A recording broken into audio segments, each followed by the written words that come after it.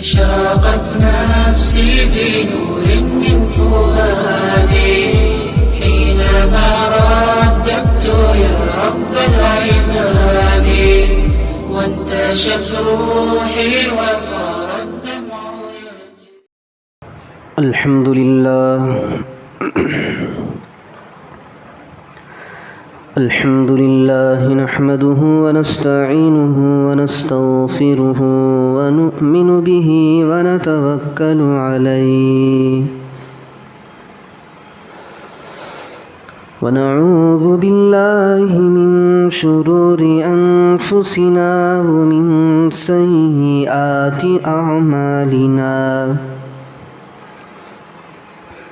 من يهده الله فلا مضل له ومن يضلله فلا هادي له ونشهد أن لا إله إلا الله وحده لا شريك له ونشهد أن سيدنا وسندنا ونبينا وحبيبنا ومولانا محمدا عبده ورسوله أما بعد فقد قال الله تبارك وتعالى في كلامه المجيد والفرقان الحميد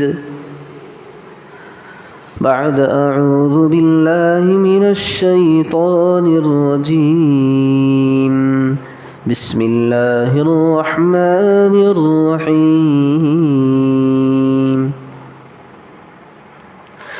يا أيها الذين آمنوا ادخلوا في السلم كافة ولا تتبعوا خطوات الشيطان إنه لكم عدو مبين. وقال تعالى في موضع آخر ذلك الدين القيم ولكن أكثر الناس لا يعلمون منيبين إليه واتقوه وأقيموا الصلاة ولا تكونوا من المشركين. وقال نبينا وحبيبنا محمد صلى الله عليه وسلم من عمل عملا ليس عليه أمرنا فهو رد او كما قال علیہ الصلاۃ والتسلیم. مہمانان مکرم، معزز حاضرین کرام، دینی بھائیوں اور دوستوں، بزرگوں، اللہ رب ذوالجلال کا اپنے بندوں پر پہلا مطالبہ یہ ہے کہ دنیا میں بسنے والا انسان کسی بھی مذہب کا ہو، وہ دنیا میں غور و فکر کر کے اپنے رب پر ایمان لائے. سب سے پہلا تقاضا اللہ کا اپنے بندوں پر یہی ہے کہ خالق کی بندے عبادت کرے، یعنی جتنے بھی دنیا کے اندر بسنے والے انسان ہیں وہ اپنا ایمان اللہ پر جمائے.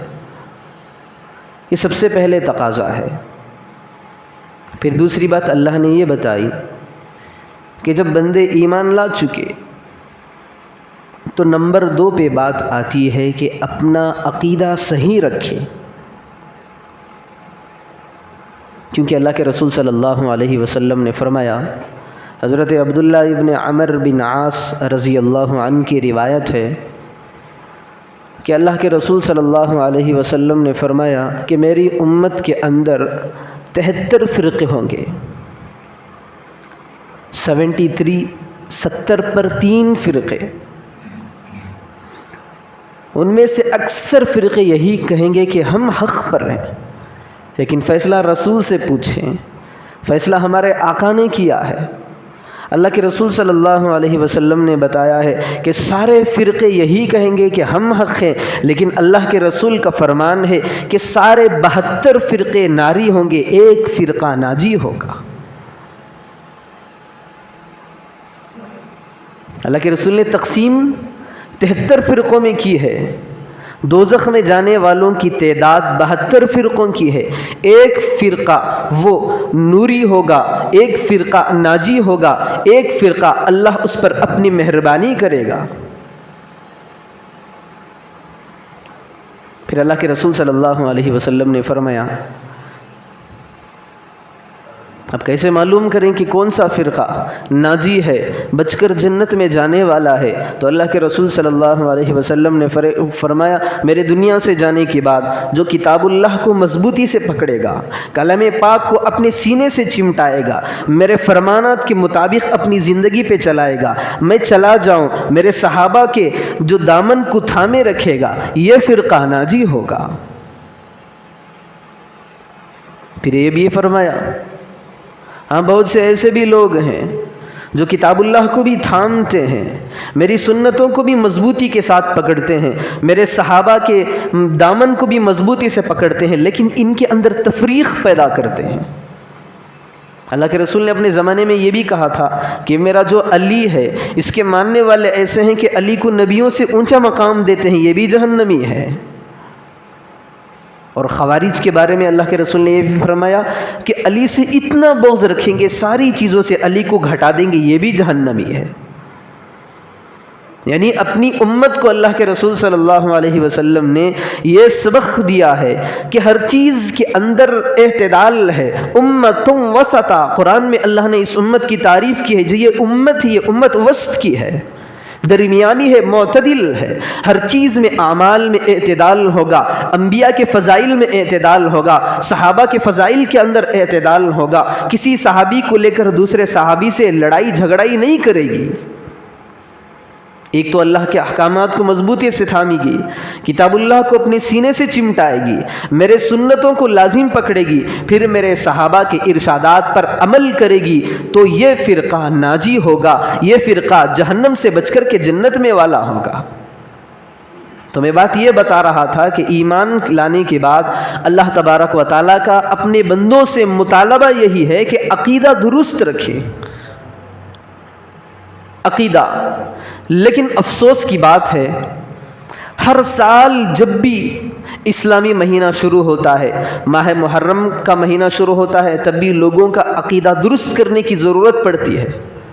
اب چونکہ سفر کا مہینہ چل رہا ہے، لگ بھگ 3 سے 4 تاریخیں چل رہی ہیں، جیسے ہی سفر کا مہینہ آتا ہے تو لوگوں کو عجیب قسم کی بیماری وبا لگ جاتی ہے، جس کی تردید آج سے اللہ کے رسول صلی اللہ علیہ وسلم نے 1400 سال پہلے کی تھی کہ وبا کوئی وبا نہیں، بیماری نہیں ہے۔ جو ہمارا دین آیا ہے، اسلام آیا ہے، یہ باطل عقائد کو، غلط عقیدوں کو توڑنے کے لیے آیا ہے، پیدا کرنے کے لیے نہیں آیا۔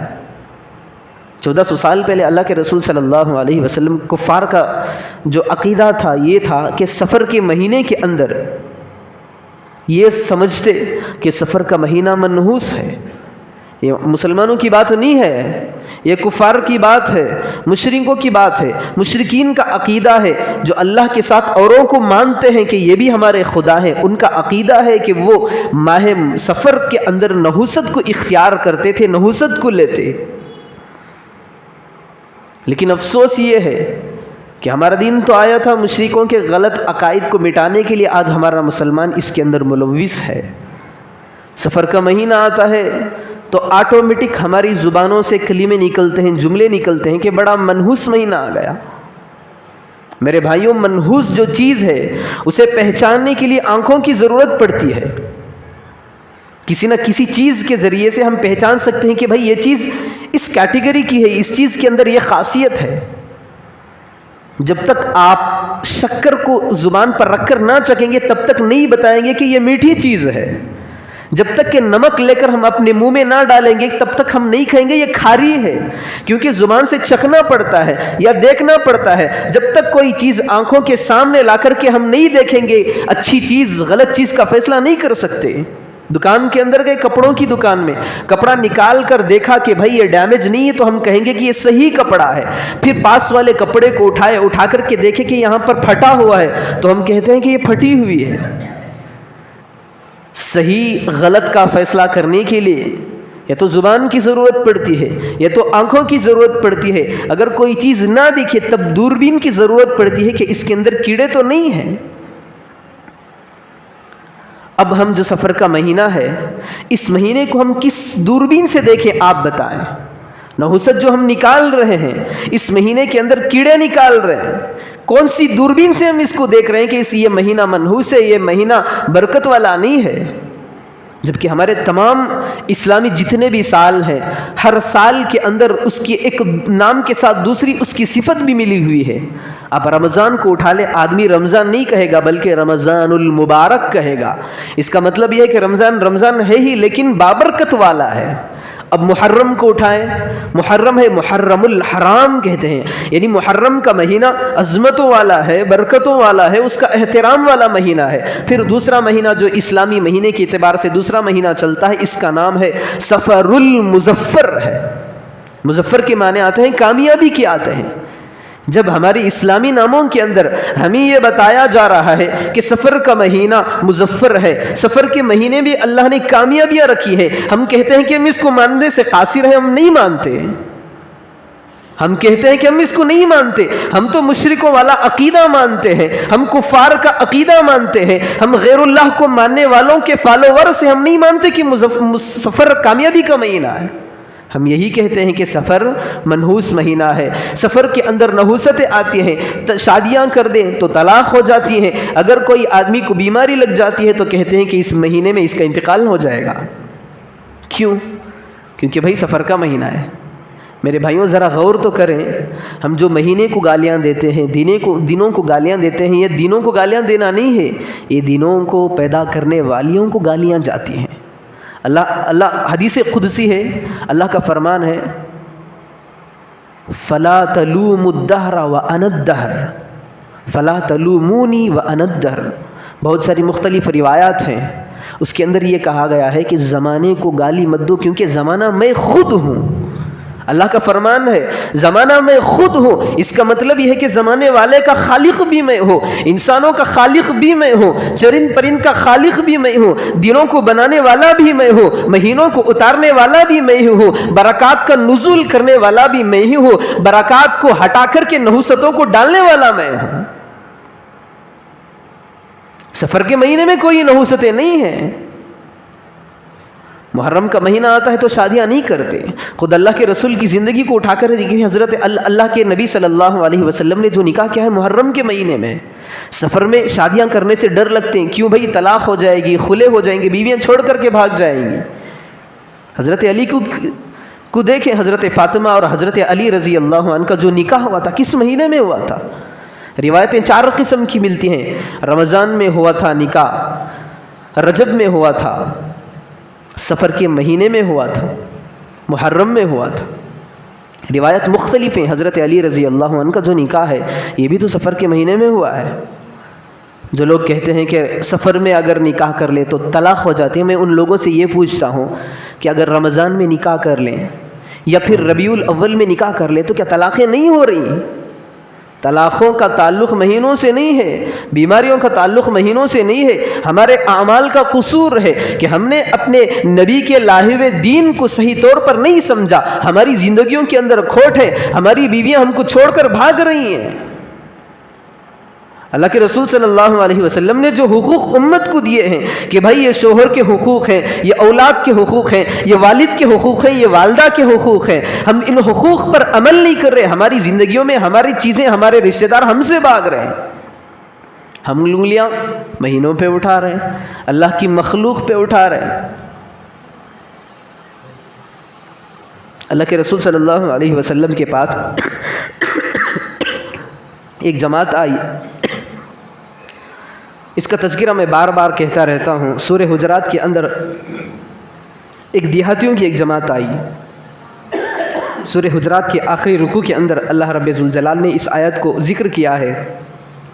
قالت الاعراب آمنا اللہ کے رسول صلی اللہ علیہ وسلم کے پاس آ کر کے واقعہ طویل ہے، میں مختصر بتا رہا ہوں۔ اللہ کے رسول صلی اللہ علیہ وسلم کے پاس آ کر کے کہے ہم تو مومن ہیں، اللہ کو ماننے والے ہیں، آپ کی تصدیق کرنے والے ہیں۔ خلاصہ یہ کہ انہوں نے اپنے آپ کو مومن کہا، تو اللہ کے رسول صلی اللہ علیہ وسلم کو معلوم کرایا گیا کہ یہ مومن نہیں ہے، تو فوراً یہ آیت اتری، قُل لَّمْ تُؤْمِنُوا وَلَٰكِنْ قُولُوا أَسْلَمْنَا۔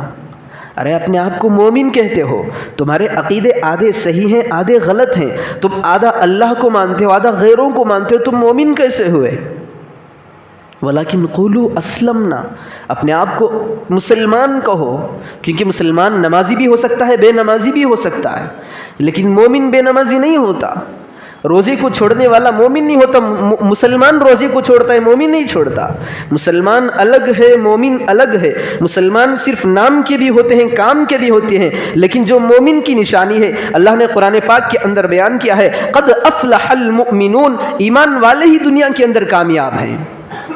آگے نشانیاں بتائیں، اللہ نے 4-5 چیزوں کو بتایا، الذین هم فی صلاتہم خاشعون، صرف نام کا نماز پڑھنے والا مسلمان ہے، خشوع سے نماز پڑھنے والا مومن ہے، اخلاص سے نماز پڑھنے والا مومن ہے۔ ہاں اگر ڈھونگی نماز پڑھ رہا ہے یہ مسلمان ہے مومن نہیں ہے۔ والذین هم عن اللغو معرضون، بیکار چیزوں کے اندر پڑھنے والے کا نام مومن نہیں ہے، یہ پڑھنے والے کا نام مسلمان ہے۔ جوے کے اڈوں کے اندر ملوث ہونے والے کا نام مومن نہیں مسلمان ہے۔ شراب کے اندر چور چور ہونے والے کا نام مومن نہیں مسلمان ہے۔ تو اللہ تبارک و تعالیٰ دوسرے نمبر پر دوسرے درجے میں اپنی امت سے یہ چاہتا ہے کہ تم جب دعویٰ کر رہے ہو کہ میں اللہ پر ایمان لایا تو اپنا عقیدہ درست کیوں نہیں کرتے؟ یہ اللہ کا مطالبہ بندوں سے ہے۔ جگہ جگہ پہ قرآن ہماری رہنمائی کرتا ہے، اللہ کہتا ہے ذالک الدین القیم، جس دین پہ تم کھڑے ہو یہ بہترین دین ہے، ولیکن اکثر الناس لا یعلمون، لیکن اکثر لوگ اس کو سمجھنے سے قاصر ہیں، سمجھ ہی نہیں ہے ان کے اندر۔ منیبین الیہ، اگر کسی کے دربار میں پڑھنا ہے، کسی کی چوکھٹ میں اپنے سر کو رکھنا ہے تو اللہ کے دربار میں پڑھو، منیبین الیہ، اس کی طرف لب کو، منیبین الیہ، اس کی طرف رجوع کرو، واتقوا، اگر ڈرنے کا مقام ہے اللہ سے ڈرو، غیروں سے ڈرنا نہیں ہے۔ وَأَقِيمُوا الصَّلَاةَ، نماز کو قائم کرو، وَلَا تَكُونَنَّ مِنَ الْمُشْرِكِينَ، نام کے مسلمان نہیں ہے، کام تو غیروں کا مشرکوں کا ہے، لیکن مشرکوں کے ساتھ نہیں رہنا، یعنی مشرکوں کے عقائد کو اپنے دل میں نہیں سمیٹنا ہے۔ امت کا حال یہ ہے کہ ہم ہر چیز کو مانتے ہیں، نماز کو مانتے ہیں، روزوں کو مانتے ہیں، زکوٰۃ کو مانتے ہیں، جب اعمال کی باری آتی ہے ساری چیزوں کو ہم ہٹا دیتے ہیں۔ یہ جب بھی بالخصوص آپ ہر مساجد کے اندر جائیں، جمعے کے اندر جب بھی محرم الحرام کا مہینہ شروع ہو یا سفر کا مہینہ شروع ہو، ہر مہینے کے اندر ہر سال میں ہر خطیب کو، ہر امام کو، ہر مبلغ کو یہی بات بتانی ضروری پڑتی ہے کہ سفر کا مہینہ منحوس نہیں ہے۔ اللہ کے رسول صلی اللہ علیہ وسلم نے فرمایا، من عمل عملا لیس علیہ امرنا فہو رد، بندہ ایمان والا کوئی بھی کام کرتا ہے لیکن وہ کام میں نے بتایا نہیں ہے، فہو رد، اس کو اٹھا کر کے پھینک دو، کوئی معتبر نہیں ہے۔ معتبر وہی ہے جو میرا اللہ کہے، جو میں کہوں، جو میرے صحابہ کہیں۔ آج سے اللہ کے رسول صلی اللہ علیہ وسلم نے جو آج مسلمانوں کے اندر دل و دماغ کے اندر جو عقیدہ پنپ رہا ہے، پل رہا ہے، بڑھ رہا ہے، جو مسلمان کے دماغ کے اندر بیماری مرض لاحق ہو گیا کہ سفر کا مہینہ منحوس ہے، آج سے 1400 سال پہلے اللہ کے رسول صلی اللہ علیہ وسلم نے اپنے پیارے الفاظ میں تردید کی۔ اللہ کے رسول نے 4 باتیں بنائی۔ ایک بات بتائی، لا عدوہ، آج ہمارا عقیدہ ہے لا عدوہ یعنی چھوت چھات۔ عموماً ہمارے یہاں بھی ہوتا ہے کہ اگر کسی کو بیماری لگتی ہے تو کہتے ہیں کہ بھائی اس کے ساتھ نہ سویا کرو کیونکہ بیماری اس کو بھی لگ جائے گی۔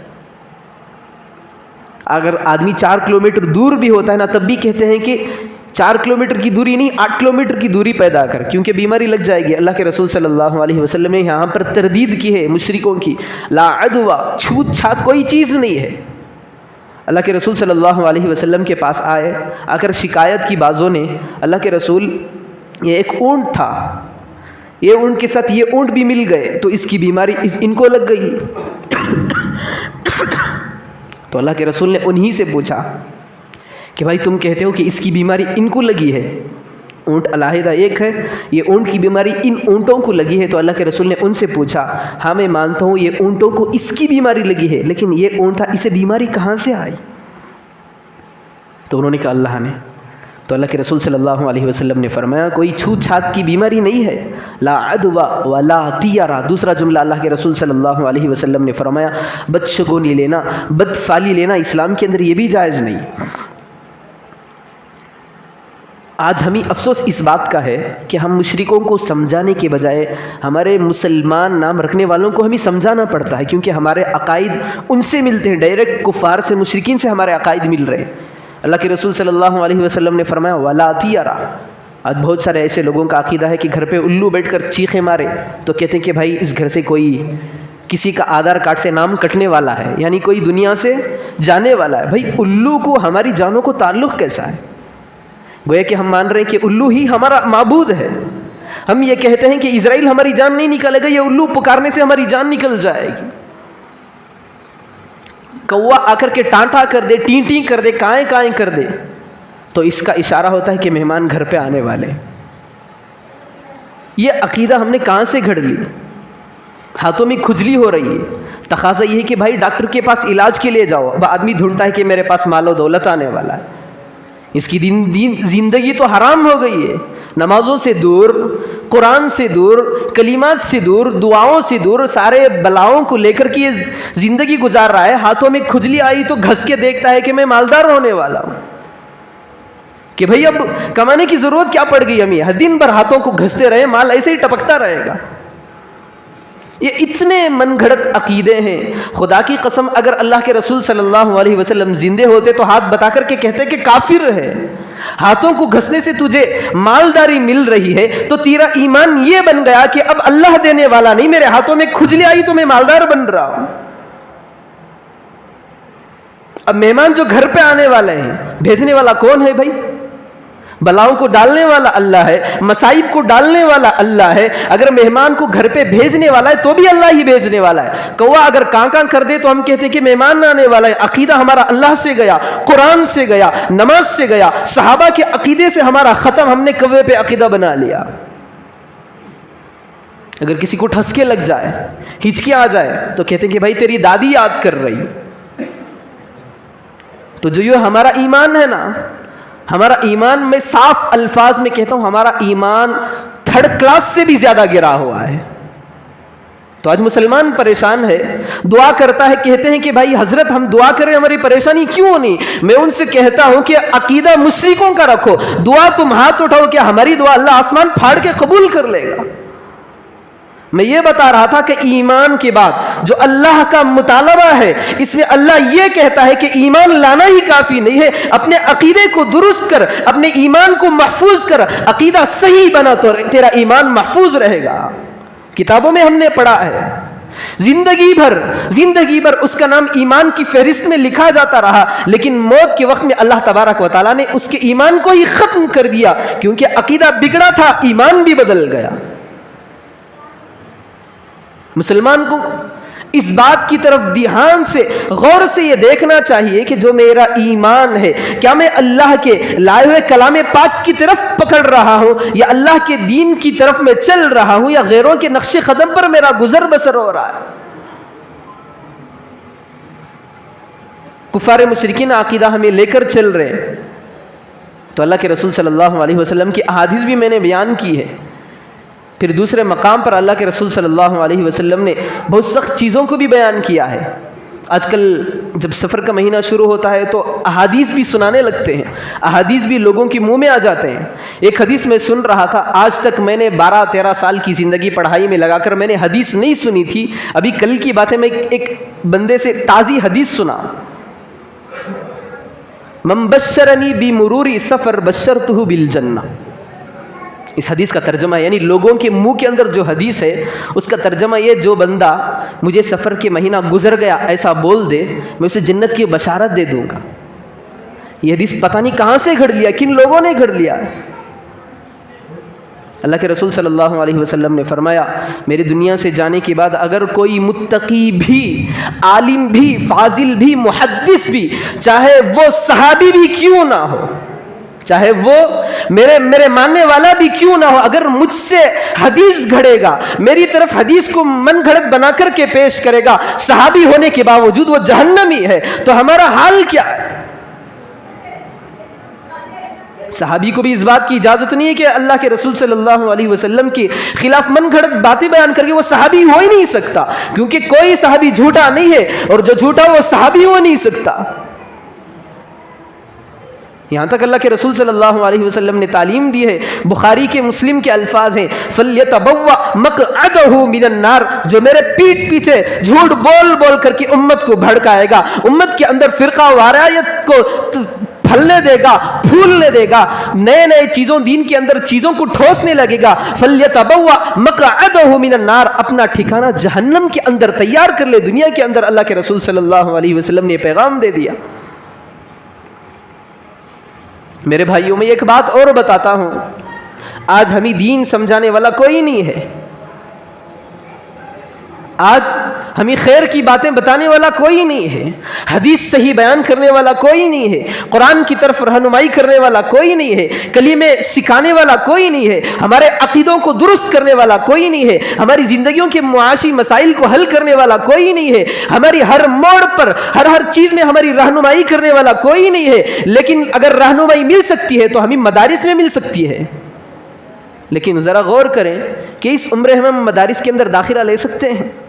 ہماری عمر ختم ہو گئی، مدارس مکتب میں ہم پڑھنے والے نہیں ہیں، اس کے قابل نہیں ہیں، کیونکہ ہمارے بچپن کے اندر مدرسوں میں جاتے ہیں، مکتبوں کے اندر جاتے ہیں، لیکن ہماری عمر تو پار ہو چکی ہے، اب مدرسے کے اندر ہمارے داخلے ممکن نہیں ہے۔ تو ہمارے ایمان کو بنائے گا کون؟ بس واحد ایک ہی راستہ ہے، علماء کے پاس بیٹھنا ہے، علماء سے محبت کرنا ہے، ان سے دین کے ہر جز پہ، ہر موڑ پہ، ہر مسائل میں ان سے معلومات لینی ہے۔ آج مساجد کا حال میں آپ کو بتاؤں، واللہ عالم، آج مساجد کے اندر جا کر کے دیکھیں، ممبروں پر بیٹھنے والے چیخ کر مسائل بیان کرتے رہیں گے، ممبر پر بیٹھنے والے اللہ اور اس کے رسولات کی تعلیمات چیخ کر بیان کرتا رہے گا، بیوی کی، شوہر کے مسائل کو کھول کر بیان کرتا رہے گا، والد کی، والدہ کے مسائل کو کھول کر بیان کرتا رہے گا، اپنی اولاد کی تربیت کے سلسلے میں بہترین باتوں کو بیان کرتا رہے گا۔ مساجد کے اندر معائنہ کر کے جا کر کے دیکھیں، اندر 4 آدمیوں کے علاوہ کوئی نہیں رہتا۔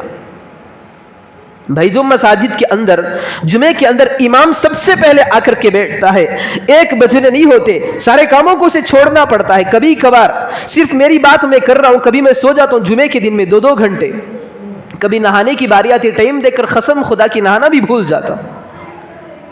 بھائی ہمیں ہاتھوں میں کھجلی اٹھی ہے کہ اب ہمیں 1 بج رہے، ہمیں جانا ہے۔ قسم خدا کی دل کے اندر یہ درد رہتا ہے کہ ہماری امت جن بدعات میں پڑی ہے، جن خرافات کے اندر پڑی ہے، نماز سے دور ہے، دین سے غافل ہے، کہیں ہماری بول امت کو صحیح رہنمائی پہ لا کر کھڑا سکتی ہے تو ہمارا بیڑا پار ہے۔ ہماری نمازیں ایسی نہیں ہے کہ اللہ کے یہاں مقبول ہو جائیں، ہماری عبادت ایسے نہیں کہ 100% ہماری عبادتوں میں قبول، ہماری عبادتوں کے اندر ریا ہے، ہمارے صدقات میں ریاکاری ہے۔ بس ہمارے دلوں کے اندر یہی درد رہتا ہے کہ آنے والے کے دل کے اندر اس کا عقیدہ صحیح ہو جائے، ہم دنیا سے چلے بھی جائیں، اس عقیدے پر آدمی مرتے دم تک جمع رہے تو ہماری نجات کے لیے یہی کافی ہے۔ مساجد تو ہم نے بڑی بڑی عالیشان بنا لیے ہیں، مساجد تو رونقوں سے، چراغوں سے ٹمٹما رہی ہیں، لیکن ہمارے عقائد غلط ہیں۔ مساجد کے اندر جا کر کے دیکھیں، 1 بجنے سے پہلے 4-5 لوگوں کے علاوہ کوئی نہیں رہتا، یہاں پر بیٹھنے والا امام و خطیب و اپنے گلے کو پھاڑ کر کے، چیخ کر کے قرآن کی تفسیر کرتا ہے، رسول کی تعلیمات کو زندہ کرتا ہے، مسائل کو بیان کرتا ہے کہ بھائی سننے والا کون ہے؟ میں کہتا ہوں کہ یہ سلسلہ ہی ختم کر دینا چاہیے۔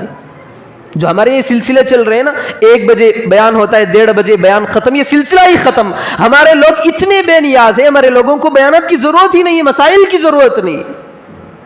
مجھے لگتا ہے کہ ہمیں خود ضرورت پڑ رہی ہے۔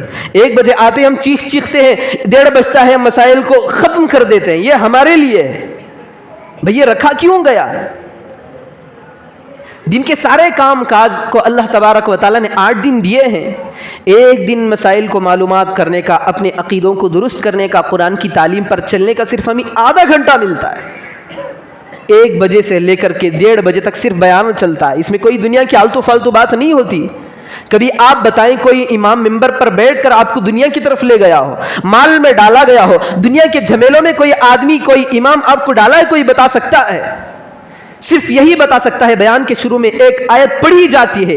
کیوں پڑھی جاتی ہے؟ اشارہ دیتا ہے کہ جو بھی میں کہوں گا اس آیت کو اپنے دماغ میں رکھ کر کے کہوں گا۔ ایک حدیث امام بیٹھ کر کے منبر پر یہ بتاتا ہے کہ آج کا جو بھی میں کہوں گا اس حدیث سے نکال کر کے آپ کو دوں گا۔ میں اپنی کوئی دنیاوی وفات کے بعد دنیاوی مفادات کی خاطر آپ کے سامنے بات کرنے کے لیے بیٹھا ہوا نہیں ہوں،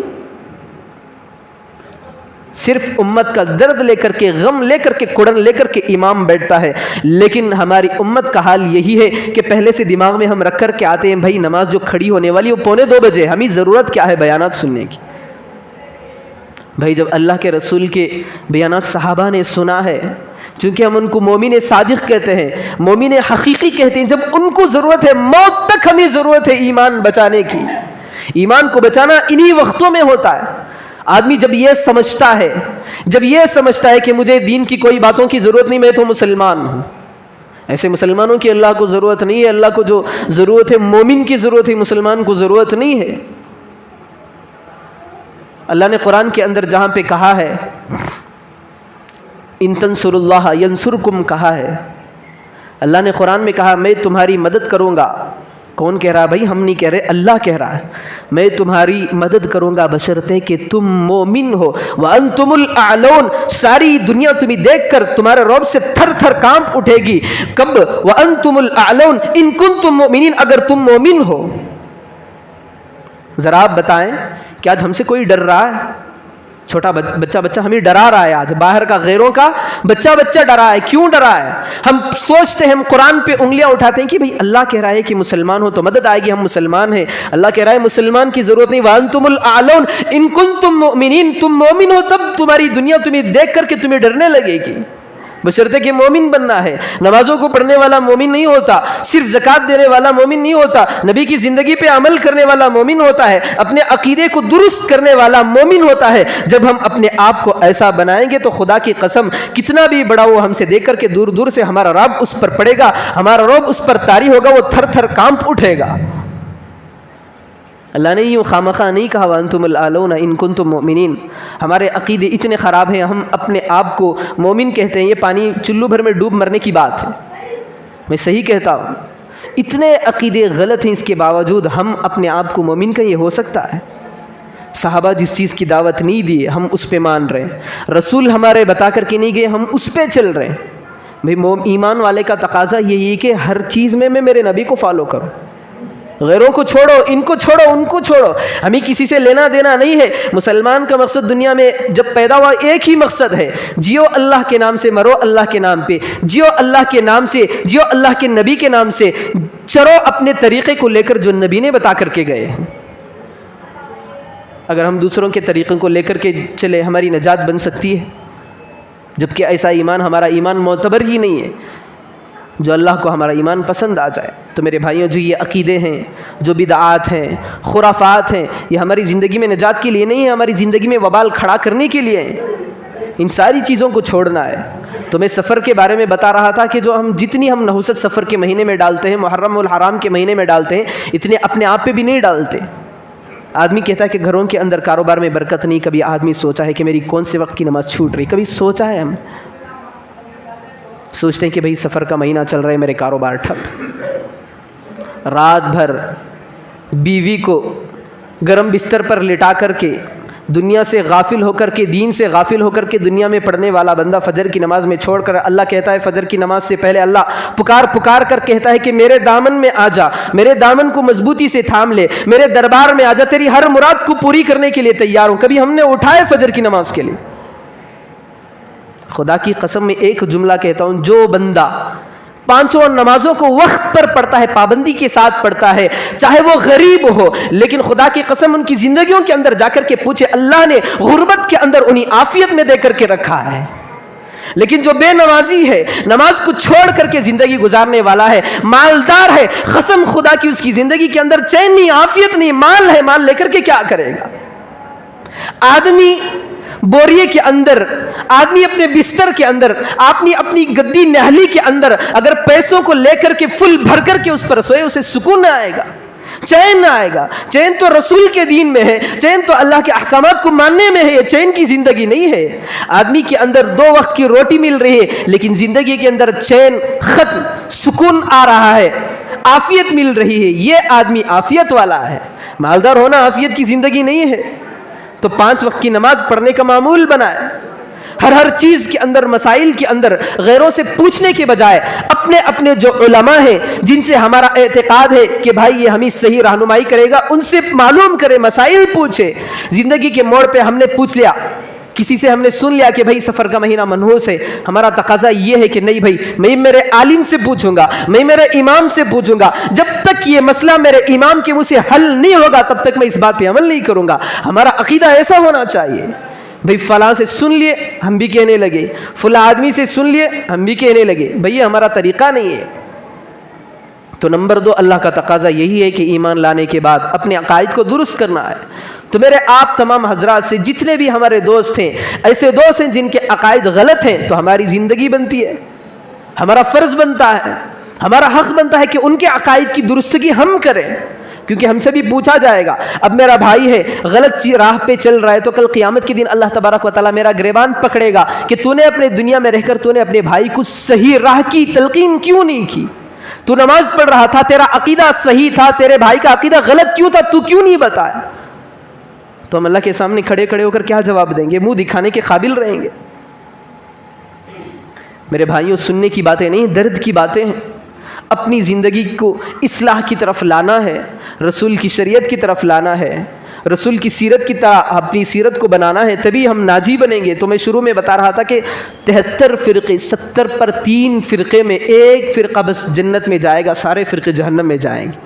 اب فیصلہ آپ ہی کر لیں کہ جو بچ کر جہنم سے بچ کر جنت میں جانے والا کون سا فرقہ ہے؟ وہی فرقہ ہے، کون سا دوسرا فرقہ نہیں ہے۔ اللہ کی مان کر، نبی کی مان کر چلنے والا وہی فرقہ کامیاب ہے۔ تو اللہ تبارک و تعالیٰ سے دعا فرمائیں کہ اللہ تبارک و تعالیٰ ہمیں ایمان کی صحیح دولت نصیب فرما کر ایمان کو بچانے کے راستے ہم سے مہیا فرمائے، اور ہمارے جتنے بھی باطل عقائد ہیں، غلط رسومات ہیں، اللہ تبارک و تعالیٰ ہماری زندگیوں سے ان عقائد کو، رسومات کو ختم کر کے صحیح عقیدہ جو قرآن و حدیث کا عقیدہ ہے، ان عقیدوں پر اپنی زندگی کو چلانے کی توفیق عطا فرمائے۔ آمین۔ وآخر دعوانا ان الحمد للہ رب العالمین۔